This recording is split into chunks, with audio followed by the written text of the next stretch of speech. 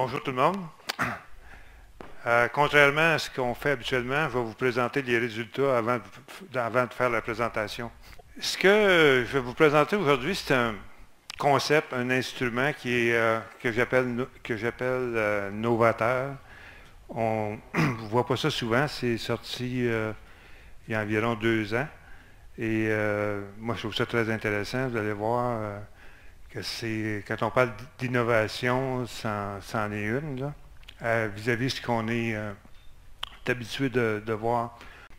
Mon objectif, c'est de vous partager un petit peu d'informations avec vous, de présenter les possibilités que ça apporte, cet instrument-là, de partager mes commentaires et à la fin de la présentation, il y en a certains qui ne sont pas intéressés du tout. D'autres qui vont dire c'est pas possible, puis moi je n'utiliserai jamais ça. Il y en a d'autres qui vont dire c'est intéressant, peut-être pour le futur dans le temps. Et finalement, s'il y en a qui ont besoin de plus de détails, plus d'informations, vous viendrez me voir d'ici la fin de la journée, parce que je ne passerai pas à travers de tout. Je n'irai pas dans les détails. Je vais juste vous présenter le concept et de la façon que ça fonctionne de base. Et encore une fois, là, pour aller dans les détails, ça demanderait beaucoup plus long que qu'est-ce que j'ai cet après-midi. Donc, ma présentation s'appelle « Guider et faire le foyer en direct ». Les défis en astrophotographie, je pense que ceux qui en ont fait un peu les connaissent pas mal toutes. On a, pour obtenir de longues expositions, le suivi, c'est très important, puis le foyer optimal. Quand on a ces deux choses-là, souvent, on peut réussir à faire des belles photos. Maintenant, les problèmes les plus courants, évidemment, il y a l'alignement polaire, ça c'est pas mal de la base. La mécanique de la monture, puis les erreurs périodiques, Jean Clément vient d'en parler, on en parle régulièrement. Il y a aussi ce que j'appelle la flexure, la flexibilité, le miroir qui bouge sur certains modèles de télescope. Il y a aussi la différence souvent entre le télescope de guidage et le télescope avec lequel on prend des photos. Si un petit peu de flexure là-dedans, le guidage ne sera pas adéquat. Et il y a aussi la variation de température. À moins que vous ayez un télescope en carbone, puis encore une fois, il y a des télescopes en carbone qui bougent, et les miroirs aussi vont, des fois, avec la température, vont changer. À moins que vous ayez ça, on est obligé de refaire le foyer souvent si la température baisse ou change de 1 ou 2 ou 3 degrés centigrades au cours de nuit. Il faut arrêter, refaire le foyer et revenir. Et, encore une fois, il y a bien d'autres petits problèmes ou défis qu'on peut avoir en faisant de l'astrophoto. Donc, guider et refaire le foyer régulièrement, d'après moi, c'est pas mal essentiel si on veut avoir des bons résultats. Le guidage. Quand on veut avoir un guidage, une étoile qui est bien guidée, une photo qui est bien guidée, normalement, on va s'attendre à avoir des étoiles rondes. Et une façon d'évaluer si une étoile qui est bien guidée, qui est représentée ici par le flux de l'étoile, si on regarde l'axe 1 et l'axe 2, ça devrait être égal. Donc, si on serait une de l'autre, ça devrait nous donner 0. Ça va être un signe que l'étoile est bien guidée. Donc, la qualité d'une image, si on a des étoiles qui sont bien guidées, qui sont rondes, notre qualité d'image va être bonne, dans la nébulosité, etc., le contraste va être bon et on peut se fier sur la rondeur des étoiles. On va appeler ça la rondeur relative de l'étoile. On va retenir ce terme-là, je vais y revenir à quelques reprises durant la présentation. Mais pour déterminer la rondeur relative, il s'agit de prendre l'axe 1 moins l'axe 2 sur l'axe 1 plus l'axe 2. Et si ça nous donne 0, ça veut dire que notre étoile, elle est ronde. Je ne sais pas si vous me suivez. Hein? C'est une petite formule mathématique très compliquée, n'est-ce pas? Donc, si on prend une étoile qui aurait, dans un axe, 8 pixels ou 8 arcs secondes d'un côté, 7 de l'autre, divisé par 8 plus 7, ça va nous donner 0,06 de rondeur relative. OK? Si on en prend une autre maintenant, qui aurait 8 secondes d'acte dans un axe, 2 dans l'autre, puis on fait le même exercice, on arrive à 0,6 de rondeur relative. On sait que l'œil ne peut pas déterminer, ne peut pas s'apercevoir d'une rondeur relative qui est plus basse que 0,1. Donc, on peut jouer un petit peu avec ça. L'œil ne pourra pas percevoir la différence. En fait, vraiment, le minimum de performance qu'on peut avoir dans une image, pour ne pas s'en apercevoir, pour ne pas voir les étoiles un peu allongées, ça va être 0,1. On peut voir ici, évidemment, un exemple là, où la rondeur relative est pas mal plus élevée que 0,1. Et ça, c'est un exemple ici de ce que l'étoile aurait l'air. Donc, si on prenait cet exemple-là, on aurait possiblement quelque chose qui ressemble à l'équation numéro 2 ici, qui est 8 moins 2 plus sur 8 plus 2. Et ça, ceux qui ont maxime DL, c'est assez facile, là. On va aller pointer sur l'étoile avec le logiciel. Et ce qu'on va appeler flatness ici, ça va être la rondeur, l'équivalent de la rondeur relative. Dans ce cas ici, on voit c'est 0,099 et vous voyez l'étoile qui est ici, elle est parfaitement ronde, du moins à l'œil. Autre exemple, on va en prendre une autre ici, où on s'aperçoit que l'étoile est allongée un petit peu, et si on regarde le flatness ici, il est 0,229. Donc tout de suite, aussitôt que ça passe le 0,1, on s'aperçoit que l'étoile n'est pas parfaitement ronde. Donc ce que ça veut dire, c'est si vous avez de la nébulosité dans votre image, le contraste de la nébulosité ne sera pas optimum parce que le guidage n'a pas été parfait. Donc la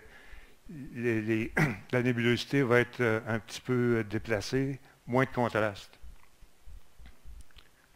Maintenant, pour assurer une rondeur relative, je viens de le parler, il faut guider si on veut vraiment s'assurer d'avoir de bons résultats. Il y a plusieurs méthodes de guidage.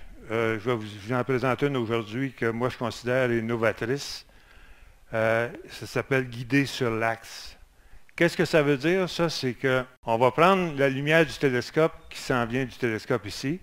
On va avoir un instrument dans lequel il y a un miroir à 45 degrés. Le miroir va refléter la lumière dans le visible entre 370 et 750 nanomètres à la caméra. Donc la caméra, au lieu d'être installée verticale, elle va être installée à l'horizontale. Et ce miroir-là va laisser passer la lumière en haut de 750 nanomètres et on va installer notre guideur en arrière ici. Je ne sais pas si vous voyez, là, il y a une grande différence avec ce qu'on fait habituellement. Là, on guide directement dans l'axe. Tout ce qui se passe avant ici va être reflété évidemment dans l'image, mais va être aussi corrigé par le guideur.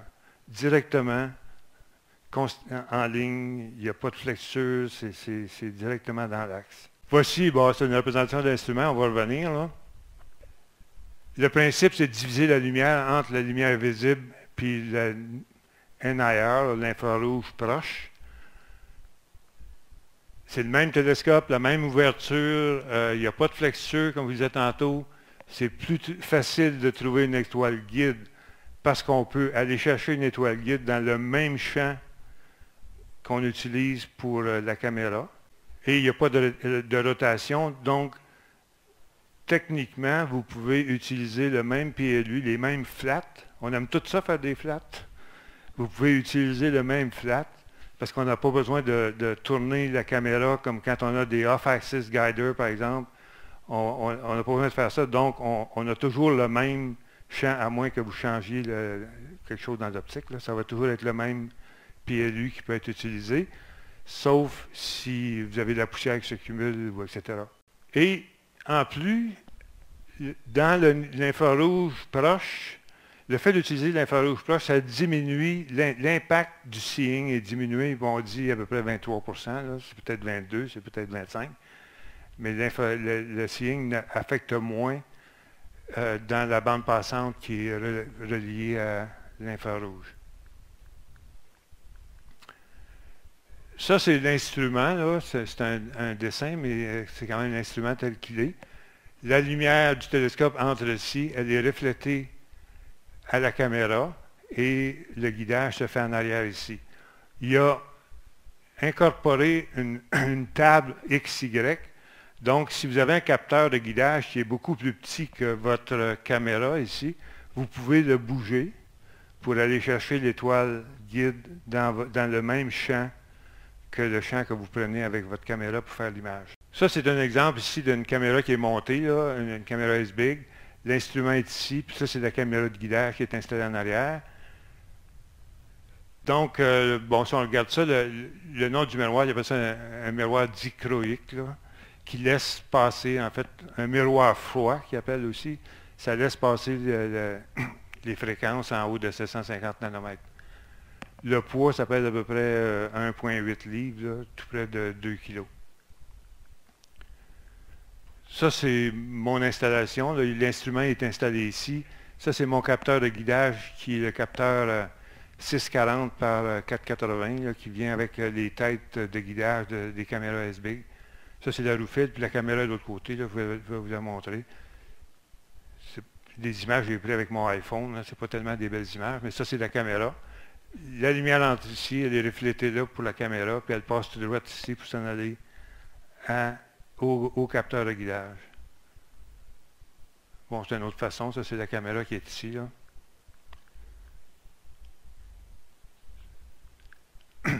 Donc, ici, un schéma de ce qui se passe vraiment. C'est le télescope encore, la lumière est reflétée, ça passe tout droit. Et on peut voir ici les étoiles dans la caméra, puis une étoile de guidage là, qui est en arrière ici dans l'infrarouge proche. À cause du miroir, les étoiles ne sont pas rondes exactement pour guider. On s'en fout. On guide sur le centroïde, c'est pas grave. On guide vraiment sur le centre de l'étoile, puis il n'y a aucun problème là. Ça, c'est la bande passante du miroir ici. On peut voir que tous les fréquences allaient jusqu'à peu près 750 nanomètres. Là. Ça ne passe pas. Et tout de suite, vous voyez que la courbe ici de bande passante est quand même assez abrupte. Là. En haut de 750 nanomètres, ça passe direct, ça s'en va au capteur de guidage. Puis, bon, la question qui est souvent posée, bien, il y a combien d'étoiles qui vont émettre de la lumière dans l'infrarouge proche? En fait, ce sont les étoiles qui sont en bas de température de 3700 degrés Kelvin. C'est plus de 75% des étoiles que le pic d'émission de ces étoiles-là est dans cette bande passante-là. Ça ne veut pas dire que même les étoiles qui sont plus chaudes émettent quand même dans l'infrarouge proche, mais le pic n'est pas tout à fait au maximum dans cette bande-là. Ça ici, c'est un peu une description là, des étoiles, dans quelle fréquence leurs pics d'émission sont placés. Là. On peut voir qu'il n'y a aucun problème à obtenir des étoiles dans la bande de fréquence qui est utilisée pour guider avec cet instrument-là. Ça, c'est un peu ça, c'est le champ de ma caméra. Puis vous voyez mon petit chip de guidage qui est 640 par 80 ici. Là. Ce qui est mal commode présentement, c'est qu'il faut le déplacer des fois pour être capable d'avoir une étoile guide. Et si je ne veux pas tourner la caméra, si je tourne la caméra, tout ce que je viens de dire tantôt au niveau des PLU, ça ne s'applique pas, il faut les refaire. Mais si je ne tourne pas la caméra, je peux bouger ma table pour aller prendre une position d'étoile facilement. Et sans avoir à refaire les PLU, là, parce que ma caméra est toujours à la même place dans le champ d'optique. Maintenant, on a parlé du guidage, on va parler du foyer. Le foyer, bon, quand on regarde ici, là, dans notre milieu, quand on a atteint 3 secondes d'acte de qualité de ciel, c'est pas mal, on est chanceux, puis on dit des fois ça peut aller à 0,5, mais c'est pas ici, ça c'est probablement dans le nord du Chili à quelque part. Là. Mais ce qui est important, donc, c'est de maximiser, évidemment, le foyer si on veut avoir des belles images. Quand, je vous disais tantôt, on regarde les étoiles qui se rendent à la caméra, puis si on regarde l'étoile ici de guidage, elle n'est pas tout à fait ronde, mais elle est relativement symétrique, là, comme une croix. Et si c'était un réfracteur, la forme serait peut-être un petit peu différente qu'un réflecteur, là, mais c'est à peu près semblable. Maintenant, je vais vous parler de la magie du foyer. Le petit logiciel utilisé pour ça, ça s'appelle Sharp Lock, et c'est ça qu'on va parler là. La forme de l'étoile de guidage due au miroir varie selon que le foyer est à l'intérieur ou à l'extérieur du foyer optimum. Il faut retenir ça, c'est ce que ce miroir-là fait pour l'image qui est projetée en arrière. Exemple, si mon foyer n'est pas au foyer optimal, dans un sens, l'étoile guide va devenir allongée horizontale. Et si le foyer est de l'autre côté, l'étoile va devenir allongée verticalement. Demandez-moi pas comment, pourquoi. C'est ceux qui connaissent l'optique et qui connaissent ce sort de miroir-là pourront peut-être vous le dire. Mais c'est la base ici qui va nous permettre de maintenir notre foyer d'une façon constante automatiquement. Qu'est-ce qu'on va faire? Bien, ça, c'est ce que je viens de vous dire, en fait, là. Ce qu'on va faire, c'est qu'on va utiliser l'étoile guide, évidemment, pour ajuster le foyer en analysant la forme de l'étoile d'une façon continuelle. Qu'est-ce qu'on va servir pour ça? On va se servir évidemment de ce que vous parlez, la rondeur relative, on va y revenir un petit peu, de l'étoile. Si elle est positive, ça va vouloir dire au foyer bouge dans telle direction. Si elle est négative, bouge dans l'autre direction pour toujours maintenir notre foyer optimal. Il y a un algorithme qui va déterminer ça. On va déterminer sur une base de plusieurs étoiles guides qui ont été prises et on va ajuster le foyer dépendant du nombre qu'on choisit d'analyse d'étoiles guides, de prise d'étoiles guides en fin de compte. On va pouvoir déterminer si on ajuste le foyer à toutes les 2 minutes, à toutes les minutes ou à toutes les 5 minutes. De toute façon, le foyer, ça ne bouge pas si vite que ça, dû à la température ou autre. Normalement, c'est un mouvement qui est assez lent. Donc, on peut se permettre d'attendre. Puis plus on va attendre longtemps, plus les corrections vont être adéquates, je dirais. Si on fait ça trop court, bien, le foyer va avoir tendance à peut-être à bouger trop vite. Puis c'est pas vraiment ce qu'on recherche. Donc, la capture d'image se fait sans interruption pour refaire le foyer. Le foyer se fait même en prenant, on ne le voit pas, là, c'est des microns. On va revenir à notre rondeur relative. Comme je vous disais tantôt, on va se servir de la rondeur relative pour déterminer si la rondeur relative est plus grande que 0. On va dire au focuseur, bouge dans telle direction. Si elle est plus petite que 0, on va lui dire, bouge dans l'autre direction. Puis ça, je reviens à mes exemples de tantôt. Là. Ça, c'est exagéré. Là. Normalement, ça ne se rend jamais là. Ça va s'ajuster avant ça. Là, mais c'est juste pour illustrer un peu ce qu'on va se servir. Donc, ça, c'est un exemple. Et si l'axe 1 est de 6, puis l'axe 2 est de 2, ça va nous donner 50% de rondeur relative. Donc, la rondeur relative va être plus grande que 0. Ça va dire au foyer, il faut que tu bouges dans telle direction. Puis là, c'est l'exemple ici du contraire, en fin de compte. Là. Si notre étoile est dans une autre direction, est plus vers l'horizontale, la rondeur relative va être négative et ça va envoyer un signal au foyer de bouger dans l'autre direction. Et ça peut se faire à toutes les minutes, à toutes les 2-3 minutes, dépendant de combien de frames, je cherche le mot en français, là, de frames d'étoiles guides on veut utiliser pour avant d'envoyer la commande. Évidemment, pour pouvoir utiliser ça, il faut calibrer notre système. Et la calibration se fait, bon, normalement ça va se faire au début d'une session, mais après que vous l'avez calibré une fois, vous n'avez plus besoin de le refaire à moins que vous changiez quelque chose dans le système optique. Vous pouvez même tourner votre caméra, puis ça va pas changer non plus, ça va fonctionner quand même. Mais par contre, si vous changez, je ne sais pas moi, vous mettez un réducteur focal ou quoi que ce soit, là, il faut le refaire. Puis la calibration, elle se fait simplement en partant avec votre image est au foyer de la caméra. Vous mettez votre image de la caméra de guidage au foyer aussi. Il faut que les deux foyers soient à la même place, là. Et à partir de là, le système, pour faire la calibration, il va bouger votre focuseur un petit peu. Il va prendre une image de la rondeur relative, puis il va faire ça à quelques reprises, puis il va construire la courbe ici, ou la ligne, si on veut, à partir du foyer optimal qui est ici. Si la rondeur relative est négative, ça veut dire que le foyer est là, il n'est pas optimal, donc ça va faire bouger, ça va ramener toujours vers le centre le foyer pour être sûr d'avoir toujours une étoile vraiment au foyer optimal. C'est un peu un schéma ici de ce qui se passe, là. On a le guideur qui prend des images, fait de l'analyse, puis envoie des commandes d'une façon régulière au focuseur. Donc, on n'a pas besoin d'arrêter, refaire le foyer, ça se fait d'une façon continue. Ça, c'est juste une autre façon d'illustrer ce que je viens de dire. Ça fonctionne avec Maxim.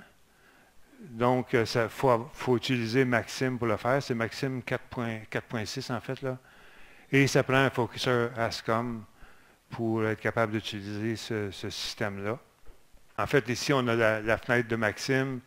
Vous pouvez utiliser Maxim, ceux qui suivent ça, là, on peut avoir le diagramme de suivi dans Maxim qu'on peut suivre le tracking, en fin de compte. Et ça ici, c'est l'interface du petit logiciel qui vient avec, qui s'appelle Sharp Focus. Et bon, il y a 4 fenêtres ici. Ça, c'est plus du setup, là, la calibration. Et puis ici, on détermine, c'est peut-être pas tellement visible, surtout dans l'arrière, le nombre d'images d'étoiles guides qu'il va devoir considérer avant de faire ces ajustements ou d'envoyer un signal d'ajustement.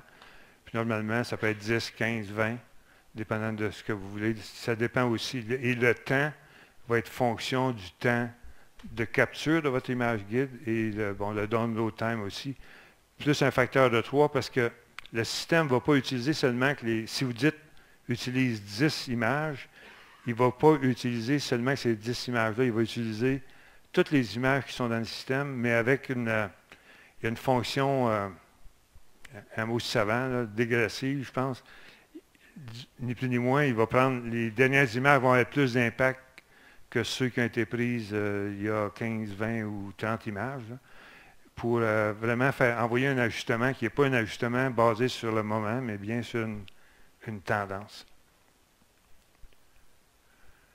Il existe actuellement, ça fait un petit bout, là, des moyens d'ajuster le foyer basé sur la température. Ce qui se fait présentement, normalement, c'est qu'on va faire une calibration, on va prendre le foyer à différentes températures et puis on va essayer de déterminer à quelle sorte d'ajustement on a besoin de faire. Puis ça, normalement, on va produire une ligne, je l'ai ici, là. Ça va être une ligne comme une ligne droite.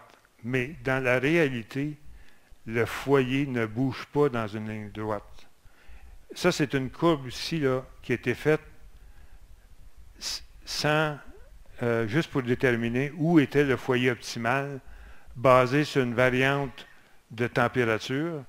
Et vous pouvez voir ici que, puis ça dépend le miroir ne va pas refroidir nécessairement à la même vitesse que le tube. Il y a plusieurs variantes.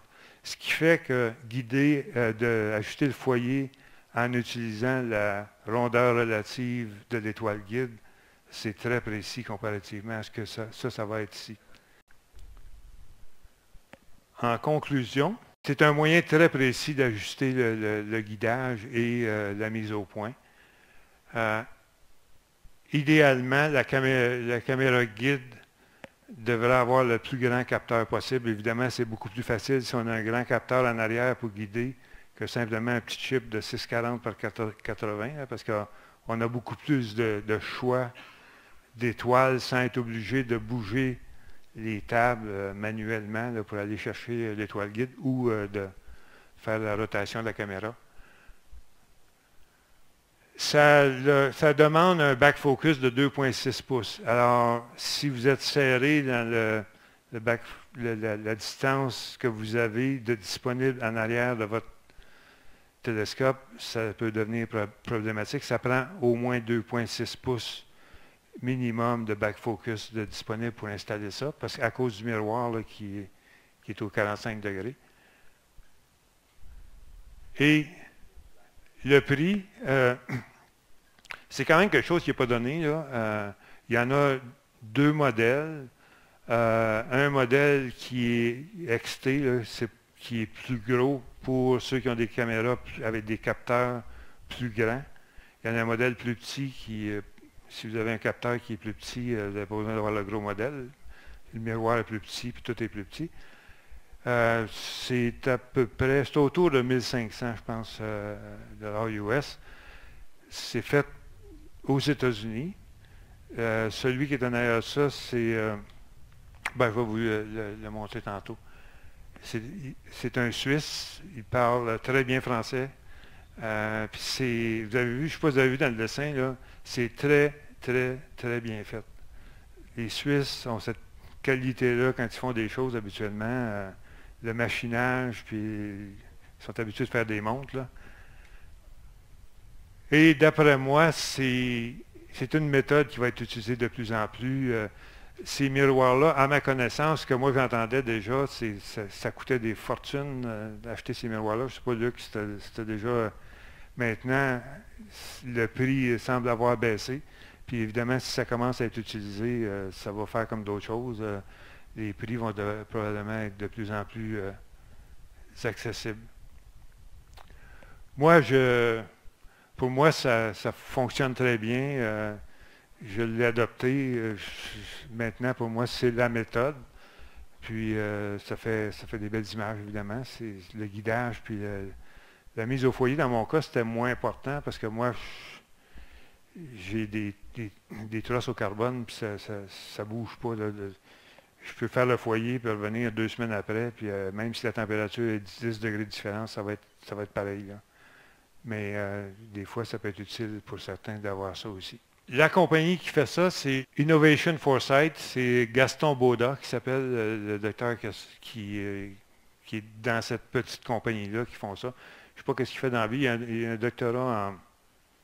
Je ne sais pas si c'est en informatique ou quelque chose comme ça. Je pense qu'il est en Virginie ou dans ce coin-là. Et on l'appelle, il répond au téléphone. Il est bien gentil. Puis moi, j'ai travaillé avec pas mal. Là, je suis en train de modifier un petit peu pour l'arrière pour mettre une caméra avec un capteur plus grand. Puis on se parle au téléphone. C'est bien intéressant de faire avec. Fait que c'est ce que je voulais vous présenter. Encore une fois, c'est du nouveau. Vous n'aurez peut-être pas besoin demain matin, mais au moins vous allez peut-être savoir que ça existe, puis éventuellement, ça pourrait peut-être vous intéresser. J'ai une question par rapport au back focus. Advenant le fait qu'on procède à l'installation de cet équipement-là, et je donne un exemple parmi tant d'autres. Là. Mettons que j'ai 147 mm de back focus qui est utile. Advenons le fait que j'arrive à 157, est-ce qu'il y a un incident sur la qualité de l'image ou est-ce que c'est encore dans une zone de confort par rapport à la distance limite de back focus?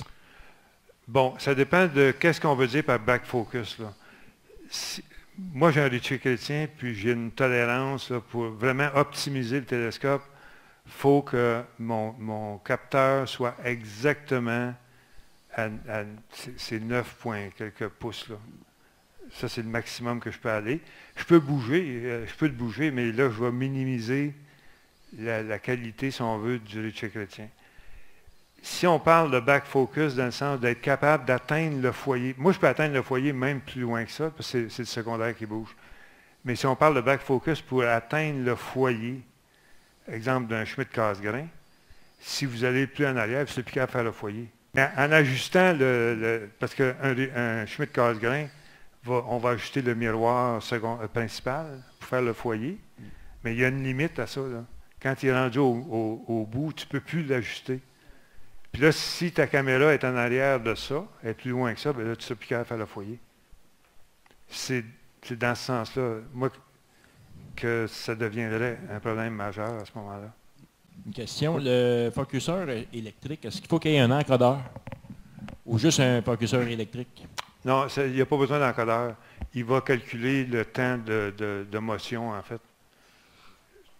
Tu peux y aller avec un ordinaire électrique. Ouais, il faut que ce soit ASCOM, par exemple. Là. OK. L'autre question, le logiciel Sharp Lock, est-ce que c'est un module qui pour Maxime DL ou c'est un logiciel à part? C'est un logiciel à part qui vient avec l'instrument, mais qui utilise Maxime DL. En tout cas, c'est compatible avec Maxime DL. Là. J'ai vu que tu avais un rotateur encore avec ton instrument. Est-ce qu'il sert encore ton rotateur? C'est pour trouver d'autres étoiles guides? Ben là, il sert présentement parce que mon capteur de guidage est tellement petit que des fois, il faut que je tourne la caméra. Au lieu d'aller manuellement ajuster la table X, Y, parce que ça, c'est manuel, tu ne sais pas où tu vas bouger, là, ou combien. Alors, en utilisant mon rotateur présentement, mais ça, je vais régler ça d'ici. Okay, c'est la question que je m'en allais te poser. Est-ce qu'on peut travailler en remote, à distance, avec un instrument comme ça? L'instrument ne travaille pas, dans le fond. L'instrument, c'est juste un miroir. Non, c'est ça, pas trouver l'étoile guide, s'il faut que tu sortes pour ajuster les deux petits X et Y. Là. Ça, s'il faut que tu fasses ça, il faut que tu sois là pour le bouger. Par contre, si tu as un rotateur, tu peux régler le problème de la façon que moi, je l'ai réglé, temporairement, du moins. Hein. Et celui qui a conçu ça, il avait idée, à un moment donné, au début, je ne sais pas s'il va le faire, la dernière fois que j'ai parlé, il n'était pas sûr. Là, il voulait mettre des petits moteurs après les deux axes, là, la table X et la table Y. Puis là, je pense qu'il s'est aperçu que c'est pas mal compliqué, parce que si tu veux savoir où ta table est, ça va prendre des encodeurs, puis en tout cas. Fait que j'ai l'impression que ça ne va pas se développer dans ce sens-là. L'autre question qui me venait à l'esprit, tu veux mettre un check de guidage plus gros en arrière.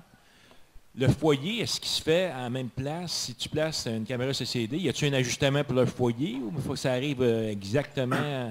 Ça prend un adapteur spécial? Comment ça marche? Non, ça, tu fais ça une fois. La façon de faire ça, là, tu mets ta caméra principale au foyer. Et puis après ça, tu regardes ton étoile de guidage, tu l'ajustes, là, c'est comme n'importe quel ajustement, là, tu la recules jusqu'à temps que tu sois vraiment au foyer de ton étoile guide. Puis là, les deux sont à la même place. À partir de ce moment-là, tu ne touches plus à ça jamais. Tu n'as plus besoin de toucher à ça. OK, fait que c'est ça. Tu as un tube d'extension. C'est comment ça marche? Pour la caméra de guidage, je parle. Est-ce que tu avances, tu recules? Si on revient... ça ici, là, il y a des extensions qui viennent avec ça, qui viennent avec l'instrument. Puis il y a aussi un petit bidule là, où tu peux mettre un adapteur d'un pouce et quart dedans, que tu recules, tu ajustes, puis tu le serres, tu le recules au besoin, puis tu le serres en bonne position, puis c'est correct. OK, puis tu as différents adapteurs dépendant de la caméra de guidage que tu vas mettre là. Oui. Ce qui est important aussi au départ, c'est faut que tu calcules tes distances ici, où tu vas mettre ta caméra. Ça prend un petit adapteur parce que tu peux, dépendant de la distance de ton télescope. Mais ce qui est important, c'est qu'il faut que la distance d'ici au capteur, puis de la boîte ici au capteur, ça, il faut que ça soit au millimètre près. Là. C'est là il faut que les deux foyers soient à la même place. Oui, moi j'ai une question au niveau de la collimation de ton télescope. S'il est un petit peu off, la forme de ton étoile guide va changer aussi. Ça a-tu l'air à être sensible à ça? Tu n'as pas vu de changement? Mais ça ne change rien parce que le foyer va tenir compte de ta collimation, si on veut, autant pour ton étoile principale que ton étoile guide. Alors, quand tu vas faire ta calibration, il va se calibrer sur qu'est-ce qu'il voit. C'est sûr que si tu perds la collimation, excuse-moi, si ta collimation quand tu vas faire ton initiation au début, pour faire ta calibration, il va prendre la rondeur de l'étoile qu'il obtient. Il peut même, si l'étoile guide n'est pas parfaitement au foyer, puis que la rondeur relative n'est pas parfaite, mais tu lui dis, c'est là qu'on part, lui, il va toujours se servir de ça comme point de foyer optimal. Puis il va te ramener là tout le temps. Puis ça, par exemple, si d'une soirée à l'autre, la température a changé, puis votre foyer optimal n'est plus à la même place, lui, il va regarder, il va faire une analyse de l'étoile guide, puis il va dire, oups, il faut que je me réajuste là, parce que je ne suis pas à la même place que j'étais. Il va s'en aller au foyer optimal qu'il y a dans le système, dans le logiciel, pour se replacer immédiatement. Fait que vous n'avez pas besoin de refaire le foyer à tous les soirs. Là. Il va se faire vis-à-vis ça. Même si le foyer change, la température change, etc.